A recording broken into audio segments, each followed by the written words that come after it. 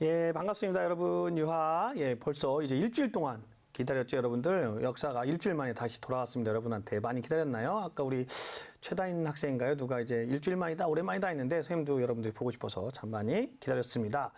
이제 점점 날씨가 점점 따뜻해지죠. 좀 있으면 반팔 입어야 될 것 같아요. 이제 그런데도 여전히 우리는 학교를 못 가고 있습니다. 그래서 누가 농담으로 3월 달에 이러다 사상 초유로 반팔 입고 개학하는 거 아니냐 했는데 농담이 아니라 현실이 돼가고 있습니다. 그래서 참 안타까운데요. 빨리 학교로 돌아가고 싶죠? 예, 선생님도 빨리 학교로 돌아가고 싶습니다. 여러분들도 이제 공부 열심히 하고 학교 가서 더 행복하게 지내길 바라요. 자, 그러면 오늘은 이제 미니쌤과 함께하는 역사 이야기. 자, 오늘은 의회의 역사를 한번 보려고 해요. 우리 여러분들 어제 그저께 무슨 날인지 알아요? 바로 선거일이었죠. 국회의원 총선거일이었습니다. 그래서 지난 시간에 얘기했는데요. 그래서 여러분들 부모님이나 뭐 언니, 오빠, 누나 있는 학생들은 다 이렇게 투표를 했는지 모르겠어요. 근데 우리가 총선거가 뭐라고 했죠? 바로 국회의원을 뽑는 선거라고 했죠. 국회의원은 뭐냐면요. 바로 우리나라 국회, 우리나라의 의회를 구성하는 의원을 뽑는 것을 우리는 국회의원이라고 해요. 근데 그럼 그 국회가 뭐냐? 의회가 뭐냐? 의회라는 거는 좀 어려운 말로 대의제 민주주의라고 하거든요. 대의제. 그러니까 왜 이런 얘기가 나는지 한번 오늘은 그냥 간단하게 한번 봅시다. 자, 민주주의의 시작은요. 고대 그리스 아테네에서 시작됐죠. 고대 그리스 아테네는 도시국가예요. 폴리스라 불리는 도시국가이기 때문에 그렇게 도시가 크지 않았고요.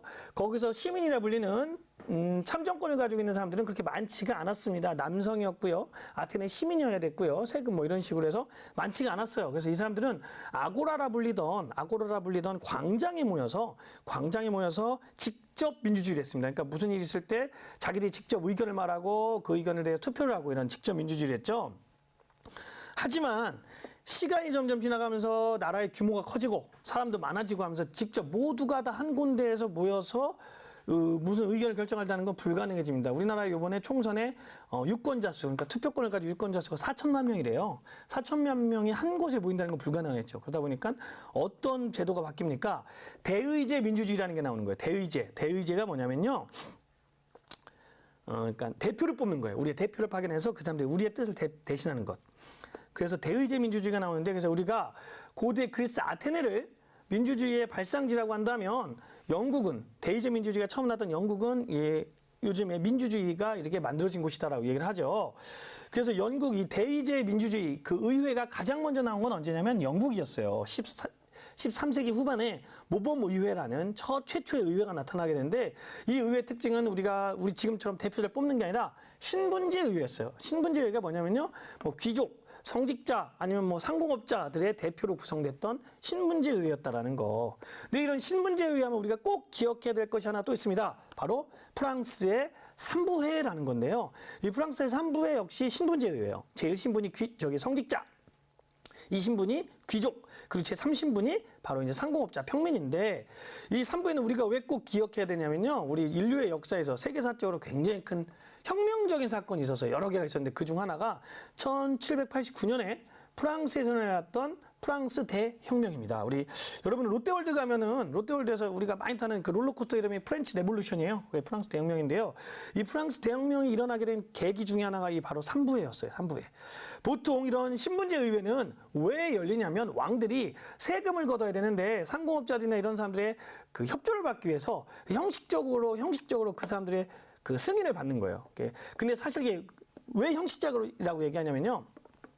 삼부회에서 문제됐던 게 그건데, 표결 방식에 문제가 있어요. 무슨 말이냐면, 이 당시 삼부회 구성을 보면요. 1신분 성직자가 예를 들어서 100여 명이다. 그럼 2신분 귀족이 100명이다. 그러면 3신분 평민은 200명 정도 돼요. 그러니까 숫자로 따지면 이렇게 1대 1대 2가 되는데, 이 투표권을 1인당 한 표 주는 게 아니라 그 신분별 한 표예요. 그러니까 성직자 한 표, 귀족 한 표, 3신분 한 표예요.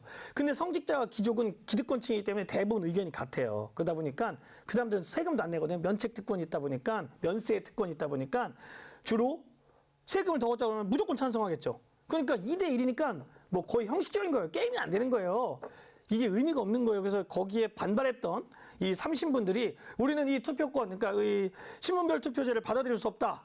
그러면서 이 3부를 깨고 나와버리죠. 그런 다음에 국민의회라는 걸 형성하고, 그 사람들이 비가 오니까 실내에 들어가서, 그 당시 실내 테니스 코트에 들어가서 테니스 코트의 서약이라는 걸 발표하면서 프랑스 대혁명이 시작되게 되는 계기가 된 겁니다. 그래서 우리가 이런 의회라는 게 이런 역사와 관련돼 있다라는 거를 많이 기억해 주기 바라고요. 우리나라에서는 그럼 의회가 언제부터 시작되었냐?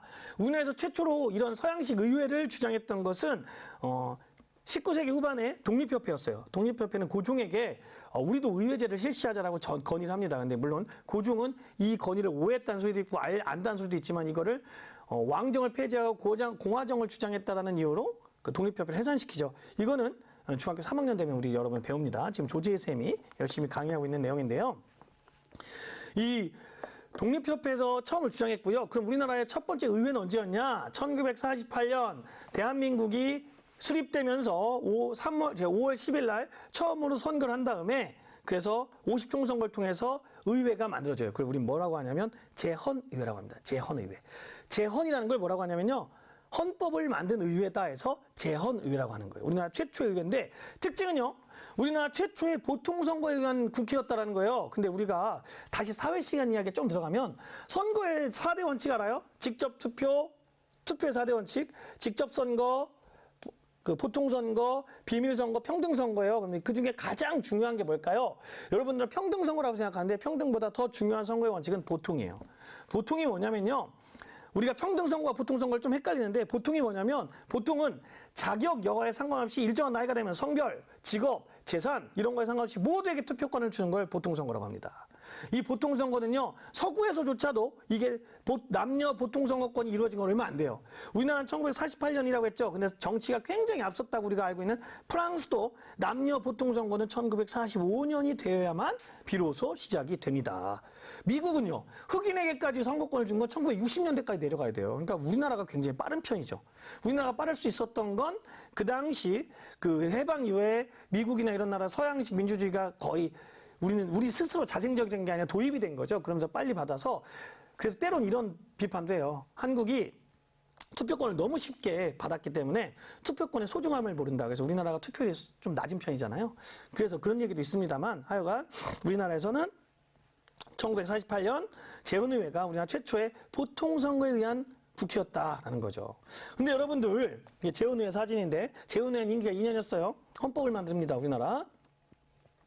근데 우리는 여러분들 이제 내일이 무슨 날이냐면 4.19죠. 내일이 4.19예요. 내일이 4월 19일, 내일 모레 미안합니다. 내일 모레가 4월 19일인데 이 4.19 혁명은 뭐냐면 이렇게 제헌의회가 만들어지고 우리나라 대한민국 정부가 구성이 되잖아요. 그런데 이때 이제 초대 대통령을 뽑혔던 이승만 대통령은 점차 시간이 지나면서 점차 나중에 막 욕심을 부려요. 그래서 대통령을 영구히 하려는 욕심을 부려요. 그래서 막 헌법도 개정해요. 원래 대통령 2번밖에 못 하거든요. 근데 그걸 막 개정해가지고 1960년에 4대 대통령 선거 때 어마어마한 부정을 저지르게 됩니다. 근데 재밌는 건 대통령 선거의 부정은 아니었어요. 왜냐하면 그 당시 대통령 후보는 야당의 후보였던 조병옥 박사가 미국 갔다 사망을 해요. 그래서 대통령은 후보가 한 명밖에 없었어요. 근데 왜 부정을 저지르냐? 바로 그 당시엔 지금은 없어진 제도지만 부통령 제도가 있었거든요. 그래서 자기의 후계자였던 이기붕이라는 사람을 부통령으로 밀어주기 위해서 정말 엄청난 선거를 저질러요. 1960년 3.15 부정선거인데 심지어 있잖아요, 여러분. 그 당시 장명과 이기붕이 나왔는데 이기붕이 받은 표가 130%가 넘어요. 이게 무슨 말이냐면 여러분들이 한 반에 30명인데 반장 선거를 했는데 A 후보가 있고 B 후보가 있는데 A 후보가 40표를 받은 거예요. 30명 있는 반에서. 말이 됩니까? 투표한 사람보다 표가 더 많아요. 그러니까 이런 엄청난 부정선거에 사람들이 저항하기 시작했고 그리고 그 당시 16살에 16살 맞나요? 예, 16살에 김주열이라는 마산상고 학생이 눈에 체류탄이 맞은 채로 시신으로 떠오르고 이런 여러 가지 사건이 벌어지면서 1960년 4월 19일에 왜 여기까지 온 거냐고요? 이거는 오늘의 역사라니까요. 오늘의 역사. 이거 아직 시작 안 했어요, 우리. 네. 1960년 4월 19일에 혁명이 일어났고 우리나라 역사상 최초로 민중들이 독재자 대통령을 몰아내게 된 게 4월 19일 4.19 혁명입니다. 그래서 우리가 한번 알아두면 좋을 것 같아서 내일 모레가 4.19예요. 그래서 여러분은 좋을 것 같아서 이야기를 해봤어요. 그리고 어제는 4월 16일입니다. 여러분들 여기서 선생님이 하나 꼭 부탁하고 싶은 거는요. 우리 여기 있는 학생들, 충남 학생들만은 제발 이 세월호에 대해서 이거에 대해서 정말로 함부로 얘기하지 않았으면 좋겠어요. 여러분들 또래, 여러분들 언니, 선배 또래들의 학생이 정말 이유도 알 수 없게 억울하게 안타까운 목숨을 잃은 사건을 가지고 조롱하거나 또 그걸 가지고 상처를 주거나 하지 않았으면 좋겠어요. 선생님, 여기 있는 학생들한테 부탁을 드립니다. 너무 눈물이 나는 사건이죠. 선생님은 아직도 기억해요. 선생님도 2014년 4월 달에 이 학생들과 똑같은 고등학교 2학년 담임이었어요.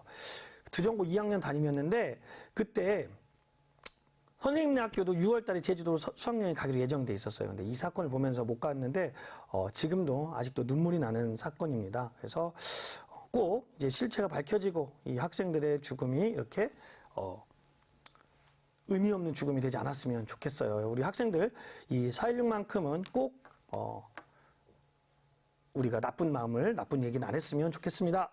자, 그러면 지난 시간에 이제 김예은 학생이 메일을 보내왔는데요. 이게 지난 시간 걸 보고 얘기한 건 안 것 같지는 않고요. 그 전에 수업을 보고 물어봤어요. BC의 뜻이 뭐예요? 자꾸 선생님 고구려 백제 신라를 얘기하면서 BC 얘기하는데 BC라는 게 뭐예요? 그러는데 지금 우리는요. 우리가 연도를 쓰는 기준은 어떻게 보면 서양 기준이에요. 우리가 서기라고 하죠. 서기의 기준은 뭐예요? 우리 여러분들 우리가 2020년의 기준이 뭐가 기준인 줄 알아요? 바로 예수 탄생이죠. 예수님이 탄생한 그 해를 기준으로 지금 2020년이 된 거예요. 예수님이 탄생한 해가 1년이에요, 1년. 서기 1년. 근데 그래서 우리가 서기라는 걸 영어로 쓰면 뭐냐면 AD야, AD. 밑에 나오는데 아노 도미니. 예수 탄생 이후라는 뜻이고요. 그럼 예수 탄생 이전은 뭐냐? 우리가 흔히 말하는 기원 전이라고 말하던 BC, Before Christ예요. Before Christ. 근데 학생들 물어볼 수가 있어요. 선생님, 왜 우리나라가 왜 예수님 탄생을 기준으로 써야 돼요? 저는 불교 신자인데요. 뭐 그렇기 때문에 꼭 이렇게 쓰지 않아요. 우리나라가 해방 이후에는요. 이승만 정권 시절에는 단기를 썼어요. 단기라는 건 뭐냐면 단군 기원. 단군이 기원전 2333년이거든요. 그러니까 올해가 몇 해냐면 우리가 계산해 볼까요? 2333년 플러스 2020년이니까 단기 4353년이죠. 해방 이후에는 한참 동안 단기도 썼어요. 이런 식으로. 그리고 절에 가면은 불교 절에서 나온 달력 있죠. 그 달력을 보면 불기라고 해서 부처님이 태어난 걸 기준으로 해를 쓰기도 해요. 그건 서기보다 좀 더 빠릅니다. 그리고 이슬람에 가면은요, 그 헤지라라고 해서 600년대에 그 마호메트가 메카에서 메디나로 이렇게 도망가는 애가 있거든요. 그 이슬람 원년이에요. 그래서 이슬람령은 또 우리 서기보다 또 늦어요. 근데 왜 서기를 써요? 지금 우리가 서양식이 스탠다드잖아요. 지금 사실 우리가 모든 게 다. 그래서 우리가 세계 표준으로 쓰는 게 서기라서 우리는 서기를 쓰는 거예요. 그래서 일본 같은 데 서기를 안 씁니다. 일본은요, 덴노라고 하는 일본의 일왕의 연호를 씁니다. 그래서 뭐 거기 가면 평성, 지금 레이와라는 연호를 쓰는데 이런 식으로 써요. 그래서 우리는 잘 몰라. 일본 신문 보면 소화 몇 년, 평성 몇 년 이런 식으로 써요. 자, 그래서 일부 학자들은요, 보면 BC, 비포 크라이스트, 아노 도미니가 너무 기독교적이다. 그래서 좀 더 보편적인 얘기를 쓰자 해서 BC이라는 얘기를 쓰기도 합니다. 기원전. 그걸 뭐라고 하냐면 비포 커먼 이라라고 해서 커먼이라. 그러니까 흔히 AD, 기원후를 AD라고 안 쓰고 커먼이라고 해요. 커먼이라가 우리나라 말로 하면 그냥 보통적인 해. 그러니까 서기는 예수 탄생이 기준이긴 하지만 우리는 이걸 보통적으로 쓰기 때문에 커먼이라. 보통 그래서 BC라고 쓰기도 하는데 이 정도까지는 몰라도 됩니다. 그냥 질문이 와서 얘기를 해봤어요. 자, 그러면 이제 우리는 드디어 고려의 건국과 그리고 왕건의 후삼국 통일에 대해서 공부를 해봅시다. 오늘 배울 거는요. 고려의 건국과 후삼국 통일의 의의가 무엇인지, 두 번째 태조의 정책과 그리고 이후의 왕들, 광종이나 성종의 왕권 강화 정책에 대해서 한번 봤으면 좋겠습니다. 한 학생이 자꾸 과제를 늘려달라고 하는데요. 선생님은 세상에 제일 싫어하는 게 숙제하는 거거든요. 그래서 저는 학생들한테 숙제를 안 내줘요. 왜? 숙제는 억지로 하는 공부가 되잖아요. 저는 억지로 하는 공부 싫어요. 공부는 자기 스스로 해야 되고 재밌어야 되거든요. 그래서 선생님은 숙제를 내주지 않는 게 원칙입니다. 하지만 여기 우리 교육청에서 이걸 할 때 그 지침이 과제를 내주라고 하기 때문에 과제를 내주는데 이 검사는 여러분 선생님들에게 맡으시면 돼요. 자, 그럼 고려의 성립 봅시다. 자, 고려의 성립은 어디로 가야 되냐면 후삼국 시대로 잠깐만 돌아가 볼게요. 후삼국, 후백제, 후고구려, 신라였죠. 후고구려가 누구냐면 바로 견훤이었어요. 궁예였어요. 궁예. 기억나죠? 근데 이 왕건은 고려를 성립한 왕건은요. 궁예의 신하였어요. 궁예의 신하였는데 어디에 세력을 두고 있었냐면 개경에 세력을 두고 있던 사람이죠. 근데 이 사람은 궁예의 신하였지만 개경의 해상 세력과 결합하면서 이 당시에 나주라 불리던, 여러분 여기 보여요? 화면? 이 밑에 지금의 나주, 저기 전라도 남쪽이죠. 거기를 점령을 해요. 그러니까 배를 타고 바다로 한 바퀴 삑 돌아오는 거예요. 이게 굉장히 좀 먼 거리죠. 여러분들 보면 한번 볼게요. 여기에서 이렇게까지 오는 거예요. 여기를 이렇게 내려와서 여기를 점령해 버려요. 이 나주를. 왜냐하면 해상 세력이었기 때문에, 해상 힘이 있었기 때문에. 그래서 이 나주를 점령하는데 이게 왜 중요하냐면 후백제에 후방을 쳐버렸잖아요. 그러니까 후백제 입장에서는 전선이 3개가 돼버린 거예요. 굉장히 이제 그 고려가 그러니까 후고구려가 그 삼국 후삼국의 이 주도권을 잡는 데 결정적인 사건이었거든요. 이러면서 이 왕건은 궁예의 부하로서 굉장히 큰 힘을 얻게 돼요. 점점 성장해요. 근데 이제 재밌는 게요. 이 나주에 가면 완사천이라는 게 있어요. 이게 뭐냐면 우물이거든요, 우물. 이때 이제 왕건과 관련된 재밌는 이야기가 있었어요. 왕건이 때 장군일 때 막 전투를 하고 막 말 타고 가다가 목이 너무 마른 거예요. 그래서 이 우물에 가서 여기 우물 앞에 있는 여인에게 이보시오. 내가 지금 너무 목이 마라서 그러니까 물 좀 주시오. 그랬더니 이 여인이 바가지에다가 버들잎을 막 따서 주는 거예요. 그러니까 왕건이 화가 난 거지. 아니 지금 뭐 하는 거냐고. 왜 장난치냐 그랬더니 이 여인이 뭐라고 합니까? 지금 장군님이 너무 목이 말라 보이는데 이때 물을 드리면 급하게 드셔서 체하실까 봐 조심스럽게 드시라고 이렇게 이 나뭇잎을 따드린 겁니다. 해서 이때 감동받아서 그 감동받은 그 왕건이 이 여자와 이 여인과 결혼을 하게 되죠. 그래서 이 여인이 누구냐면 왕건의 두 번째 부인이었던 장화왕후 오씨입니다. 이 나주의 호족 오다련의 딸인데요. 근데 이건 사실 이야기고요. 전설이고 설마 호족의 딸이 직접 물을 떴겠습니까? 그건 뭐냐면 이제 왕건은 지나다니면서 그 지역의 세력자들, 그 유력자들과 세력이 강했던 유력자들과 결혼을 많이 하거든요. 여러분도 아시는 것처럼 왕건의 부인은 29명이죠. 막 주변에 있는 막 전국 각지를 다니면서 다 결혼해요. 근데 이 나주를 점령한 다음에 나주 지역의 호족이었던 오다련의 딸과 바람핀 거 아니에요. 행복해서. 이거는 그 당시에는 중혼이라고 해요. 여러 번 결혼하는 거예요. 왕족은. 바람핀 거 아닙니다. 네. 그래서 이 나주 호족이었던 오다련의 딸과 결혼을 하면서 이 나주 호족의 힘을 얻고자 했던 거예요. 그래서 이런 얘기가 나온 건데 어떤 학생이 6.25 때 인천 상륙작전 간 내용인데 정확합니다. 그러니까 후방을 잘라버린 거예요. 그러니까 굉장히 어려워지는 거죠. 자, 그런데요. 이렇게 궁예 부하였던 왕건이 궁예가 지난번에도 얘기했지만 막 그 관신법, 나는 관신법으로 보았느니라 하면서 막 자기 측근도 죽이고 자기 자식도 죽이고 자기 부인도 죽이고 포악해진다고 그랬잖아요. 그러면서 결국 부하들에 의해서 쫓겨나죠. 이때 추대된 왕이 왕건입니다. 그 당시 왕건은 처음에는 막 거절했대요. 내가 어떻게 했는데 이제 첫 번째 부인이 이제 거긴 정주 호족의 딸입니다. 저기 저 북쪽에 정주 호족에 딸던 신해왕인가요? 그 사람이 막 갑옷을 펴주면서 하라고 해서 결국 궁예를 물리치고 왕건은 궁예가 된 다음에 나라 이름도 후고구려 해서 그러니까 이때는 태봉이었죠. 태봉에서 고려로 바꾸고 수도도 철원에서 다시 자기의 근거지인 송악으로 오게 되는 겁니다. 그게 고려의 성립이에요. 918년입니다. 그렇죠. 궁예는 원래 성군이었다. 맞습니다. 하지만 점차 이 권력을 갖게 되면서 두려워한 것 같아요. 이 내 권력을 잃으면 어떡하나 하면서 굉장히 이제 변화하게 된 거죠. 자, 그런데 이제 재밌는 게 고려는요. 자, 우리가 여기서 잘 봐야 되는 게 이게 자 여러분들 A라는 세력이 있었고 B라는 세력이 있어요. 그리고 C라는 세력이 있어요. A와 B는 힘이 비슷해요. 근데 C는 작아요. 그러면 이 A와 B 중에서 여기를 통일하려면 누구와 손을 잡아야 된다고 생각하세요? 이거 되게 중요한 거예요. 보통은 힘이 센 사람들이 잡아서 힘이 제일 약한 애들부터 점령한 다음에 가자라고 생각하는데 그러면 안 돼요. 그러면 힘이 강한 애들끼리 또 싸움을 한번 더 해야 되잖아요. 제일 좋은 방법은 이 힘을 약한 세력을 누구 편에 이 사람을 먼저 포섭하는 게 이기는 거예요. 왜냐하면 그러면 힘이 세지니까 아무리 작아도. 그죠? 그래서 이게 누구였냐면 고려였고요. 후백제였고요.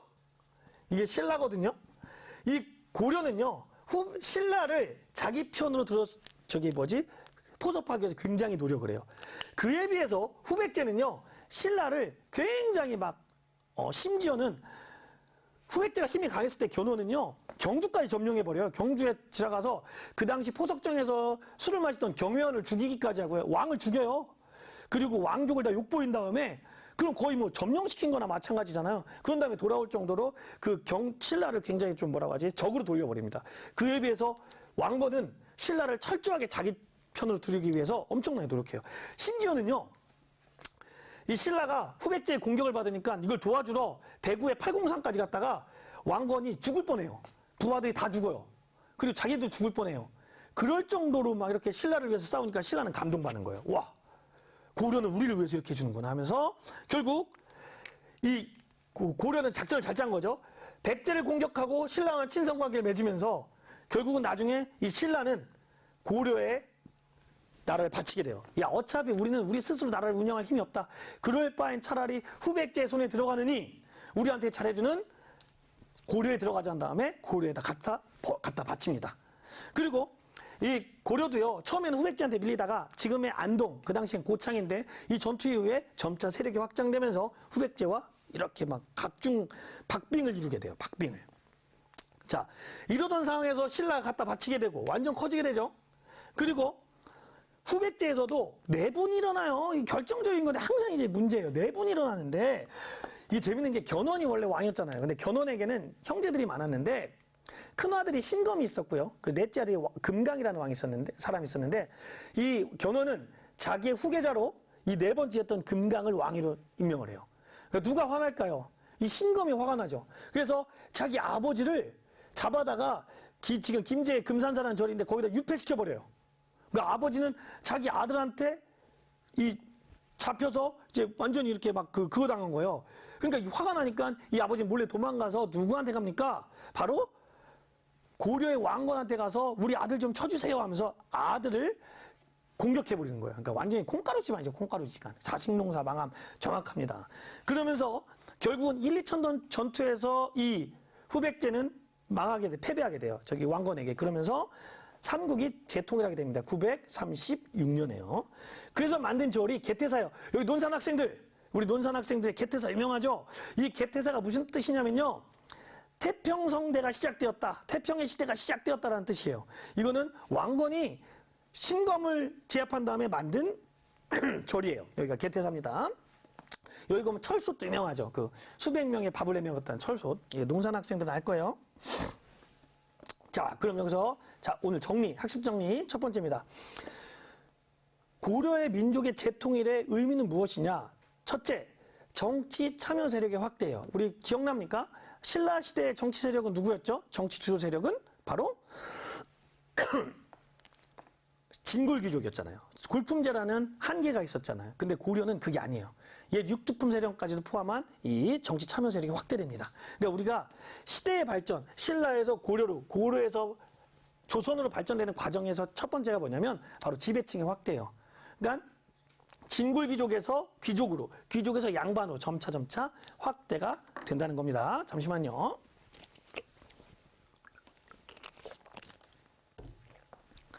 그리고 두 번째, 우리가 신라의 삼국통일은요, 대동강 이남으로 이렇게 밀렸잖아요. 그 한계가 있었는데 이젠 그게 아니라 나름대로 청천각 이북까지 올라가거든요. 그러니까 좀 높아져요. 그러면서 실질적 민족 통일을 했다. 옛 고구려 땅까지도 많이 합쳐진다. 지금 우리나라 국경이랑 많이 비슷해요. 조금 밑에 내려옵니다. 그러면서 민족 문화의 토대, 우리 한민족이라는 민족 문화의 토대가 마련되었다는 세 가지 의미. 자, 정리합시다. 정치 참여 세력이 확대되었다라는 것, 실질적 민족 통일이 되었다라는 것, 세 번째 민족 문화 토대가 마련되었다는 것, 세 가지 꼭 우리가 알기 바랍니다. 자, 그럼 이제 우리 첫 번째 태조의 정책을 봅시다. 왕건이죠, 왕건. 태조 왕건은요, 호족들을 누르고 왕이 된 사람이에요. 그러면서 이제 고려라고 나라 이름을 지은 이유가 뭔지 알아요? 원래 고려가 무슨 뜻이냐면 고구려를 예전엔 고려라고도 불렸어요. 고구려 구자 빼고 고려가 곧 고구려예요. 같은 뜻이거든요. 그래서 이름에 보면 알 수 있듯이 고구려의 계승의식이 강했고 그렇기 때문에 북쪽으로 나가자는 북진 정책을 썼어요. 그래서 어디를 중시하냐면요. 평양을 중시합니다. 평양을. 고려의 수도가 어디예요? 개경이죠. 하지만 개경 위에 있던 평양을 서경이라 해가지고 굉장히 중시합니다. 이 얘기는 나중에 서희의 단판외교 때도 나와요. 서희는 심지어 평양을 고려의 수도라고 거짓말까지 합니다. 자, 그런 북진 정책을 썼기 때문에 이렇게 고구려 계승의식, 우리 이걸 자주의식이라고 해요. 자주의식. 이 고려의 자주의식이 뭐냐면요. 고려는 스스로 황제라 칭했어요. 우리 여러분 황제가 뭐냐면 황제가 있고요. 밑에 왕이 있는 거예요. 그러니까 우리는 왕이 제일 높다고 생각하는데 아니에요. 동양적인 건 황제가 제일 높아요. 세상을 천하를 다스리는 거예요. 그 밑에 왕들이 있는 거예요. 왕. 그러니까 왕은 위에 누가 있는 거예요? 황제가 있는 거예요. 그래서 황제를 칭한다는 건 내가 세상에 내가 제일 높다는 뜻이에요. 근데 우리나라 같은 경우는 조선시대는 왕이라고 하죠. 우리는 누구를 사대했습니까? 명나라를 사대했잖아요. 근데 고려는요, 황제를 칭했어요, 스스로. 그게 자주의식인데 그 증거가 뭐냐면요. 이게 개경에서 발견된 왕건의 나상이에요. 벗었다는 뜻인데 이렇게 홀딱 벗긴 건 아니고 여기다 옷을 입혀줬다고 그래요. 옷을 입혀줬는데 지금 오래되니까 옷은 안 남았겠죠? 이 위에 보면은 이 위에 무슨 관이 통천관이라는 관인데요. 이 통천관이라는 관은 누구만 쓰고 있냐면 바로 황제만 쓸 수 있는 관이에요. 이 황제만 쓸 수 있는 관이 있다라는 건 무엇을 의미하냐면 고려는 스스로 황제를 칭했다라는 걸 알 수가 있습니다. 그래서 예, 이 자주의식을 보여주는 대표적인 증거이기도 합니다. 자, 그런 다음에 왕건은요, 민족 통합 정책도 합니다. 그래서 신라와 후백제, 특히 발해 유민, 몇만에 해당하는 발해 유민도 다 포섭했다고 했잖아요. 그래서 우리 민족의 통합 정책, 그래서 실질적 민족 통일이라고 하는 거예요. 민족 통합 정책도 썼다라는 거죠. 그런 다음에 자, 왕조가 바뀌었잖아요. 그러면 처음 왕들은 아무래도 백성들이 자기를 완전히 다 좋아하진 않겠죠. 자기를 인정하지 않는 백성들도 많기 때문에 처음에 굉장히 백성들에게 호혜적인 정책을 많이 합니다. 그래서 민생을 안정시키기 위해서 세금을 줄여줘요. 그래서 취민유도라고 하는데 세금은 정확하게 10분의 1만 걷어라 이렇게 얘기를 합니다. 그리고 빈민들도 구제해주면서 많은 민생안 정책을 쓰면서 인기를 얻기 위해서 노력을 하죠. 인기라기보단 하여튼 그 백성들에게 도움을 주기 위해서 노력을 하죠. 자, 그리고요, 왕건 역시 호족이었고요. 왕건 역시 호족 중에 하나 있잖아요. 개경의 호족이었고요. 이미 고려로 통일했지만 여전히 각 지역에는 세력을 가지는 호족들이 굉장히 많아요. 그럼 이 호족들을 눌러야 되는 거예요. 내비두면 이 사람들이 막 반란도 일어날 수 있고 막 그러기 때문에 이 호족들을 눌러야 되는데 이 호족을 누르기 위해서는요, 왕건은 두 가지 정책을 씁니다. 그걸 뭐라고 하냐면 채찍과 당근이라고 하는 거죠. 왜냐하면 우리 여러분 채찍과 당근이라는 말 많이 쓰잖아요. 그게 무슨 뜻인지 알아요? 어디서 그랬는지 알아요? 우리가 말을 탈 때 막 이리 하면서 채찍질 하잖아요. 빨리 달리라고. 말이 달리다가 보면 막 채찍질만 한다고 달릴까요? 좀 잘해줘야 되잖아요. 말한테 뭘 먹여줍니까? 당근을 막 이렇게 먹여주잖아요. 그래서 우리가 당근은 회유책, 채찍은 당경책이라고 얘기하는 거거든요. 그래서 이 호족도, 이 왕건도요, 호족에게 당근과 채찍을 같이 줍니다. 병 주고 약 주고, 예, 비슷한 거예요. 근데 병 주고 약 주고는 좀 다르죠. 왜냐면 병 주고 약 준 게 아니라 잘해주고 혼내고, 잘해주고 혼내고 이런 겁니다. 자, 그 회유책은 뭐냐면요, 결혼정책. 왕건은요, 자기한테 이렇게 호족들이 반란을 일으킬까봐 각 지역에 다니면서 강한 세력과 결혼을 해요. 여러분, 결혼하면 나와 뭐가 되는 겁니까? 가족이 되는 거잖아요. 가족이 되면 나를 배신하지 않겠죠. 그래서 곳곳에서 결혼해요. 그래서 아까 말했죠. 몇 명의 부인을 줬다? 29명의 부인을 줬다. 그러다 보니까 이제 문제가 생기죠. 후대에 문제가 생기죠. 왜? 아들이 너무 많아요. 그러니까 외척들이라고 하거든요. 그걸 왕의 외척들이 너무 많은 거예요. 그런 문제가 생기기도 하지만 당장은 안정시킬 수 있다는 장점이 있습니다. 근데 이 결혼을 해서 내 편을 만드는 거 좋지만 아까도 말했지만 그 한계가 있죠. 왕건이 어떻게 뭐 결혼을 막 1000번 만번 할 수는 없잖아요. 근데 호족들은 많잖아요. 그럼 어떻게 하면 되냐? 내 편으로 만들 수 있는 제일 좋은 방법은 가족을 만드는 거라고 했잖아요. 근데 결혼하지 않고 가족을 만들 수 있는 제일 좋은 방법은 성씨를 주는 거예요. 성씨. 무슨 성씨를 주냐면 왕씨성을 주는 거예요. 그 당시 고려 왕씨의 성이 왕씨였잖아요. 그러니까 각지에 다니면서 왕씨의 성을 주는 거예요. 그래서 너는 내가 왕씨가 된다는 건 난 뭐가 되는 겁니까? 왕족이 됐다는 뜻이잖아요. 지금이야 뭐 성씨가 아무것도 아니지만 그 당시에 왕족은 어마어마한 거잖아요. 그래서 곳곳에 다니면서 왕씨의 성을 내려줍니다. 그래서 당시에 저기 강원도 강릉의 호족이었던 김순식이란 경주의 김씨, 왕족이었던 김순식은 왕시성을 하사받고 왕순식이 되기도 해요. 이런 식으로 사성전책을 했다는 거. 성만 내려줬겠습니까? 관직이나 토지 주줬겠죠. 이런 식의 회유책도 썼지만 통제책도 썼어요. 어떻게 했냐면요. 사심관 제도라고 하는데 이거 조금 어려운 거예요. 잘 들으세요. 중앙 귀족들, 그러니까 왕 밑에 지라는 중앙 귀족들이 자기의 고향이 있을 거 아닙니까? 선생님 같은 경우는 고향이 뭐 천안이니까 선생님 중앙에 가서 중앙 공무원이 된다. 그러면 선생님은 천안의 사심관을 임명하는 거예요. 선생님을. 그래서 내가 천안의 부시장, 그러니까 부호장이라고 하는데 부시장급의 관리를 내가 임명할 수 있어요. 난 중앙에 있으면서. 그럼 뭔가요? 왕은 중앙 귀족인 나를 통해서 천안이라는 지방을 통제할 수 있겠죠. 그걸 사신관 제도라고 하는 거예요. 이 사신관 제도의 시작은 경주의 마지막 왕 경순왕이에요. 경순왕이 고려에 귀의하자 경순왕을 경주의 사신관으로 임명하고 그러면서 경주 지역의 호족들을 제압한 거지, 이제 통제한 거죠. 이 사신관제를 통해서 중앙 귀족을 통해서 지방을 억제한 겁니다. 사신관제도 알아두세요. 두 번째는 기인제도예요. 기인제도는 뭐냐면 인질이에요. 인질. 누구로 인질로 잡을까요? 우리 생각해봐요.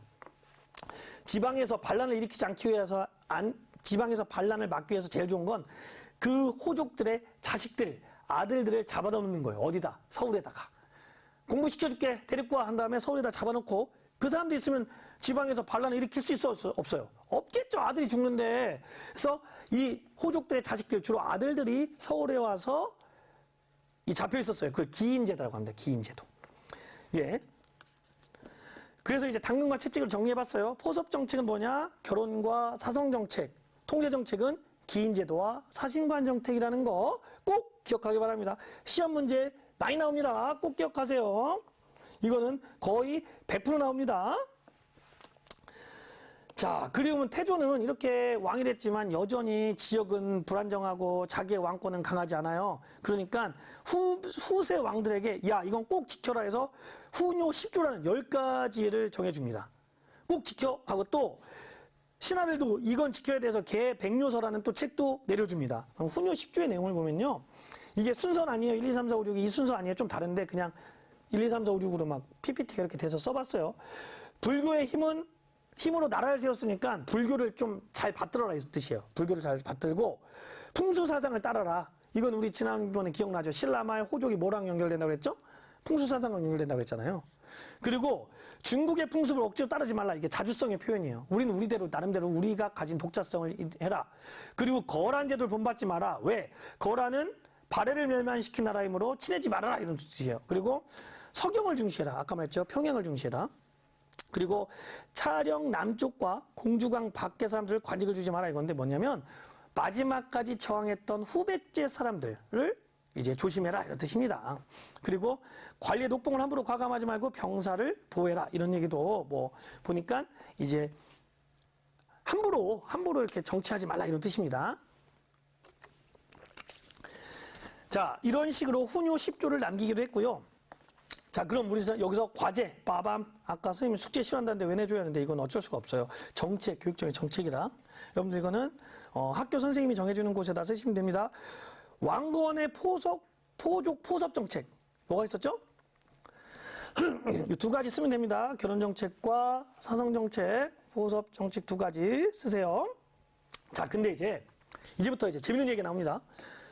왕건은 29명의 부인이 있었다고 그랬잖아요. 그러다 보니까 아들이 엄청 많아요. 그렇지만 이제 왕건은 이제 큰아들이었던 두 번째 부인 장왕 오씨, 물론 그 전에 부인은 아들이 없었어요. 그래서 장왕 오씨에게 낳았던 이 아들을 왕을 올립니다. 그 사람이 누구냐면 2대 임금 해종이에요. 해종. 근데 해종은 어머니 세력이 굉장히 약했어요. 외갓집이. 그러다 보니까 항상 다른 어머니 세력이 강했던 동생들에게 위협을 받았죠. 왕권의 위협을. 그래서 2년 만에 죽어요. 여러 설이 있지만 하여간 죽습니다. 그래서 그 다음에 누가 왕이 되냐면 서경의 호족이었던 왕십령의 후원을 받은 왕요라는 사람이 왕이 돼요. 그 사람이 해종의, 그러니까 어머니가 다른 동생이에요. 해종의 동생, 그 사람이 정종이에요. 근데 정종도 또 일찍 죽어요. 굉장히 두려움에 떨다가. 그래서 정종의 친동생, 어머니도 같은 동생이었던 왕소가 이제 세 번째 왕이 됩니다. 그 사람이 광종이에요. 네 번째 왕이죠. 미안합니다. 네 번째 왕 광종이 됩니다. 근데 광종은 봐봐요.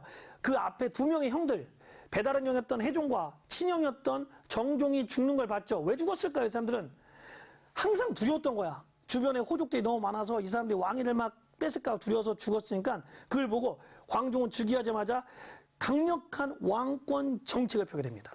그 첫 번째가 노비 안건법이에요. 우리 꼭 기억해야 할 거 첫 번째 노비 안건법입니다. 여러분들 시험에 제일 많이 나오는 거예요. 노비 안건법이라는 건요. 노비를 해방시키는 거거든요. 근데 노비를 어떤 노비냐면 그냥 아무나 풀어주는 건 아니고 억울하게 된 노비, 억울하게 노비가 된 자를 풀어주는 건데 왜 노비를 해방시키냐면 이 노비가 여러분들이 생각하는 것처럼 막 집에서 막 일만 하고 이러지 않아요. 이 노비가 뭘로 쓰인다고 그랬어요, 지난번에.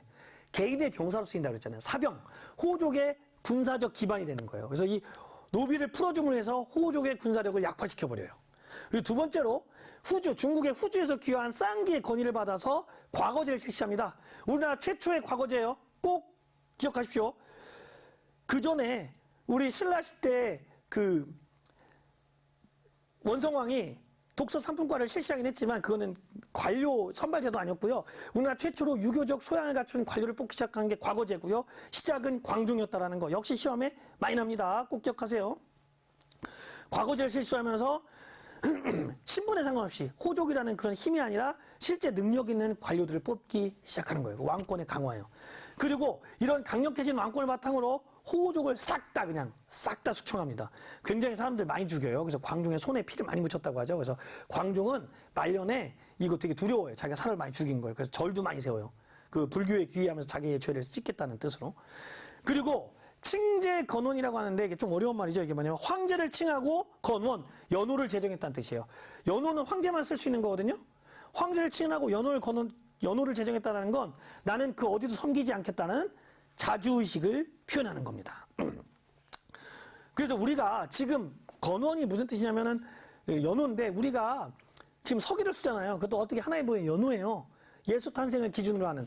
근데 이 당시는 예수님이 누군지도 몰랐을 거 아니에요. 그러니까 연을 정하는 기준은 뭐냐면 황제 즉위예요. 그래서 우리 청나라 황제를 옹정제, 뭐 강희제, 권룡제 이런 거 있죠. 그게 다 연호예요. 옹정제가 칭하면 옹정 0년, 그다음 옹정 1년 이렇게 되는 거예요. 근데 광종은요. 준북, 광덕 이런 자기의 독자적 연호를 썼습니다. 이건 뭘 의미하냐? 우린 중국에 산 거는 우리만의 독자적인 나라이다라는 것을 이렇게 이야기하는 거죠. 자, 광종 다음한 경종 다음 성종왕이 되면서 성종은 이제 이 광종이 왕권을 많이 강화시켜 놨잖아요. 그러니까 그걸 바탕으로 이제 신권도 조화시킵니다. 왜냐하면 왕 혼자는 할 수 없는 거거든요. 왕권과 신권을 적절히 조화시키면서 중요한 거 우리 여러분 꼭 기억할 게 바로 이거예요. 유교 정치이념. 유교를요 국가의 정치이념의 핵심으로 받아들이기 시작해요. 그러니까 불교가 아니라 유교를. 그러면서 이제 중앙집권 체제도 강화하고요. 이건 왜 그러냐면 지방에 왕의 사자를 파견해요. 지방관을 파견합니다. 호족들이 아니라 왕이 파견한 지방관이 직접 다스리게 하는. 이런 모든 게 최승로라는 사람이 만들었던 시무 28조를 받아들였기 때문에 그런 거예요. 자, 한번 봅시다. 이게 시무 28조의 내용인데요. 요 마지막 걸 보면, 맨 위에 걸 보면 임금께서 모든 백성이 갈 수 없으니 지방관을 파견하는 뜻이에요. 그래서 성종 때 12목이라는 큰 도시에다 지방관을 파견하는데 이게 고려 최초의 지방관 파견이에요. 성종 때. 그리고 20조를 보면 그 유교를 행해서 나라의 통치를 해라. 유교를 통해서 나라를 통치하라는 유교 통치념을 기본으로 삼아라는 내용입니다. 이거를 꼭 두 가지 알아두셨으면 좋겠습니다. 요거. 이게 왕권과 신권의 조화, 유교 통치념 강화, 중앙집권 체제 강화. 이건 지방관이에요.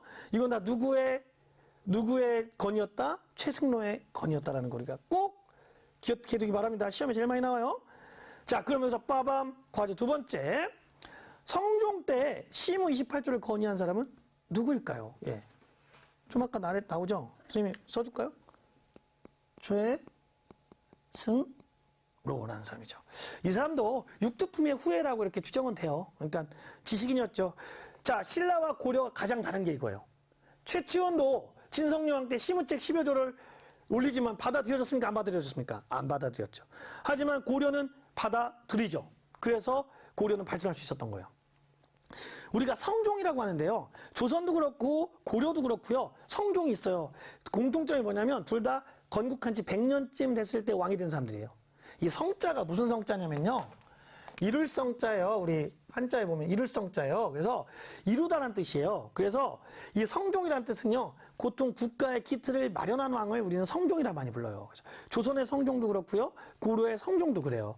그래서 기억해 놓을게. 고려의 성종 때 어느 정도의 국가가 많이 어느 정도 기틀이 잡혔다라는 걸 의미한다는 거. 누구의 건이? 최승로의 건이 꼭 기억하기 바랍니다. 자, 오늘 정리한 걸 모르고 안 했네. 오늘 정리는 그냥 간단하게 선생님 말로 해줄게요. 정리는 첫 번째 고려 건국의 의, 세 번째 뭐라고 했어요? 우리 민족의 통일, 민족 문화의 확립, 그리고 또 그 지배층의 확대 이런 거라고 했죠. 그리고 우리가 또 기억해야 될 왕은 태조와 광종과 성종이에요. 태조는 북진정책, 그리고 광종은 왕권 강화. 그 두 가지 뭐라고 했죠? 노비안건과 과거제. 그리고 세 번째로 성종은 왕권과 신권의 조화, 지방관 파견 이런 거라고 했죠. 최승로 같이 기억하십시오. 예, 요약. 권호민 학생 요약. 오늘 모르고 PPT를 빼먹었어요. 그래서 말로 해줬어요. 자, 고려의 건국의 의 세 가지, 지배층의 확대, 민족문화의 완전한 통일, 민족문화의 발전, 그리고 태조와 광종과 성종 꼭 기억하기 바랍니다. 자, 오늘 수업은 여기까지고요. 질문은 여러분들 이메일로 해주면 되는데요. 이제 보니까 이거를 끝까지 이제 처음부터 듣기 때문에 질문이 막 늦게 올라오는 게 있어요. 그러면 그때그때 알려줄 테니까 여러분들 왜 지난 시간에 배운 게 아니죠? 라고 해도 상관이 없으니까 이해해 주기 바라고요. 예, 다음 시간에는 이제 고려 귀족 사회, 물론 이제 고려가 귀족 중심 사회인데 귀족 사회와 그 대외 관계, 어떻게 대외 관계를 했는지에 대해서 좀 자세히 배워보도록 할게요. 여러분들 이제 금요일이죠. 이제 또 금요일입니다. 이제 주말에 여러분들 즐겁게 잘 보내고 아직까지는 많이 줄었다고는 하지만 아직은 그래도 우리가 사회적 거리두기를 좀 더 해야 되니까 여러분들 좀만 더 잘 버텨서 우리가 이제 빨리 코로나가 종식이 돼서 학교로 돌아가는 날이 있었으면 좋겠고요. 여러분 너무 고생 많이 했습니다. 예, 다음 주에 봅시다. 유바.